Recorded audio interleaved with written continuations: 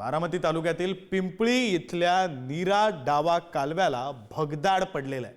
कालव्याला भगदाड पडल्यानं रस्त्यावर पाणी आलंय आणि तसंच शेतात आणि घरांमध्ये सुद्धा पाणी शिरलंय। त्यामुळे शेतकरी आणि सर्वसामान्य नागरिकांचं मोठं नुकसान झालेलं आहे।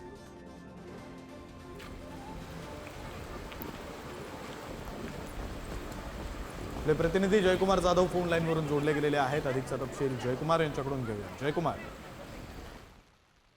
विक्रांत, बारामती तालुक्यातील जे पिंपळी गाव आहे, या पिंपळी गावामधून एक आपला नीरा डावा कॅनल गेलेला आहे आणि या नीरा डावा कॅनलला भगदाड पडलेला आहे आणि भगदाड पडल्यामुळे संपूर्ण नीरा डावा कॅनल मधून पाणी हे रस्त्यावरती आलेलं आहे। रस्त्यावरून जे रस्त्याच्या नजीक जे घरं देखील आहेत त्या घरांमध्ये देखील पाणी गेलेलं आहे। त्यामुळे नागरिकांची तारांबळ उडालेली आहे आणि प्रशासनाकडनं संपूर्ण तयारी सुरू आहे की नेमके पाणी आता कसं रोखायचं।